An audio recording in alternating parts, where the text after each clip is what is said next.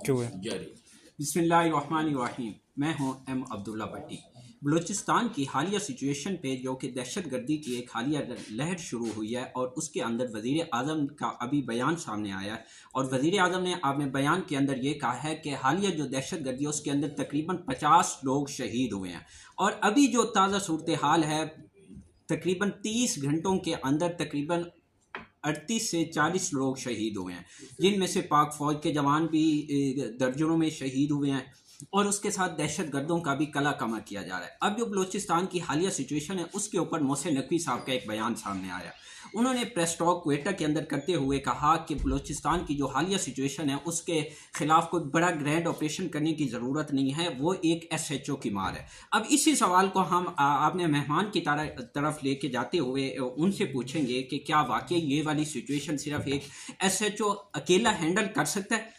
तो इस पूरी सिचुएशन पे गुफ्तगू करने के लिए मेरे साथ मौजूद हैं सीनियर तजज़ियाकार सजाद तरीन साहब। अस्सलाम वालेकुम। वालेकुम सलाम। देखिए, आपने जो सवाल किया है ना, मैं समझता हूँ ये एक सवाल ऐसा आप कह सकते हैं कि कोई जैसे एक मजाक है इस कौम के साथ। क्या एक SHO पूरे मुल्क के SHO आप लें, कराची से लेके खैबर तक जितने SHO हैं वो उनकी तो ज़ेरे निगरानी में जराइम होती हैं। पाकिस्तान में पुलिस जो है वो जराइम की सरपरस्ती करती है, दहशत गर्दों की सरपरस्ती करती है। अभी लाहौर में एक वाक़या हुआ है, पहले अमीर बलाद का मर्डर हुआ है, उसके बाद फिर एहसन शाह का मर्डर हुआ, पुलिस की निगरानी में सब कुछ और हुआ उसकी है। वालदा ने कहा है कि ये पुलिस ने कहा है कि जब लेके जा रहे थे कि उसको मर्डर कर देंगे, पुलिस तो ये कर रही है। और फिर जितनी जदीद उनके पास असला है और जिस तरह वो एक हिकमत अमली बना के लाते हैं, क्या हमारी पुलिस या एक SHO जो है उसको ये ट्रेनिंग है?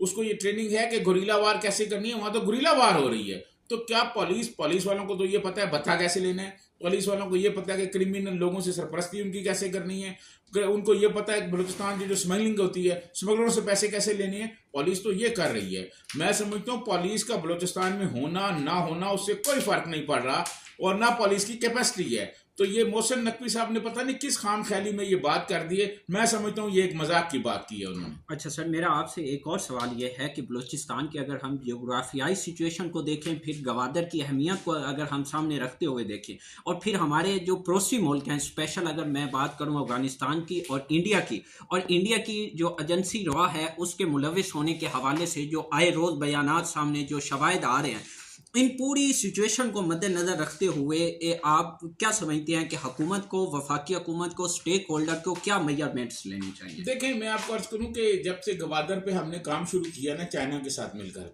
अमेरिका उससे खुश नहीं है और अमेरिकन और इंडियंस ये मिलकर वारदात कर रहे हैं। और आगे जो बलोच नेशनलिस्ट हैं या इंतहा पसंद हैं या शिद्दत पसंद हैं, जो भी आप उनको कह लें, वो उनको अपने मकासद के लिए इस्तेमाल कर रहे हैं। हमारी बदकिस्मती ये रही है कि हम आम बलोच को ये बात बराबर करने में नाकाम रहे हैं कि अगर गवादर तरक्की करेगा तो बलोच भी तरक्की करेगा। अगर गवादर की धरती में तरक्की आएगी तो एक आम बलोच, आम पश्तून और वहाँ रहने वाले हर आदमी के घर तरक्की जाएगी। हम ये बात जो है बराबर कराने में नाकाम रहे हैं। वो उनको जो हमारे दुश्मन हैं उन्होंने उन लोगों को इस तरह का एक मतलब तासुर देना शुरू कर दिया है, या आम आदमी को ये तासुर ये मिल रहा है वहाँ बलोच जो मुखालफत कर रहे हैं तरक्की की कि शायद कुछ तरक्की होगी तो उनके वसाइल पर कब्जा हो जाएगा। ऐसा नहीं हो सकता। जो बलोचिस्तान है वो बलोचों और पश्तूनों का है।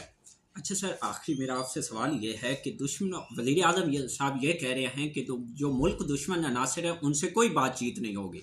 दूसरी जानिब वज़ीर आला बलूचिस्तान आपने ही प्रेस टॉक के अंदर ये कह रहे हैं कि हम डायलाग का दरवाज़ा खुला है। तो अब इन जो वफाक और सूबा है वो एक पेज पे आपको नज़र उसके अंदर तदाद और वो एक मतलब के हिजान की कैफियत क्यों है? नहीं, मेरे ख्याल में उसने जो बात की है मीर सरफराज बुकटी में वो किसी और पस मंजर में बात की होगी, लेकिन मैं इस बात का हामी हूं कि मुज़ाकरात भी होने चाहिए। जब हम टीटीपी वालों के साथ KP में मुज़ाकरात कर रहे हैं और उनसे मुज़ाकरात होते रहे और माजी की सारी हुकूमतें करती रही हैं, तो क्या इनसे मुज़ाकरात नहीं हो सकते? इनसे मुज़ाकरात भी हों, लेकिन अगर कोई गन उठाए तो सामने से गन भी उठानी चाहिए, इनका मुकाबला करना चाहिए। और सर वन लाइनर मैं आपसे ये भी पूछना चाहूँगा कि जो हमारी सफारती तरीका है, जो हमारे मुल्क के अंदर जो बैरूनी हाथ मुलविस हैं उनके खिलाफ जो हमारा सफारती पहलू है वो क्या होना चाहिए, हमारी सफारतकारी क्या होनी चाहिए? देखिए, मैं समझता हूँ कि अक़वाम मुत्तहिदा का सितंबर में इजलास हो रहा है जनरल असम्बली का। उसमें अगर प्राइम मिनिस्टर सुनाए नहीं जा रहे, अगर प्राइम मिनिस्टर नहीं जा रहे तो वजीर खारजा जाए या प्रेसिडेंट जाए, जो भी पाकिस्तान से शख्सियत जाए,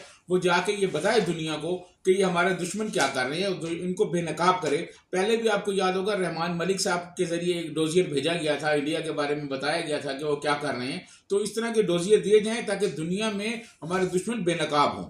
बहुत शुक्रिया sir, thank you so much. नाजरीन, आपने गुफ्तगू सुनी, आपने पूरे पहलू के हवाले से जानकारी की। तो अगर आपको ये व्लॉग अच्छा लगे तो प्लीज़ चैनल को सब्सक्राइब और बेल आइकॉन पे क्लिक ज़रूर कीजिएगा। थैंक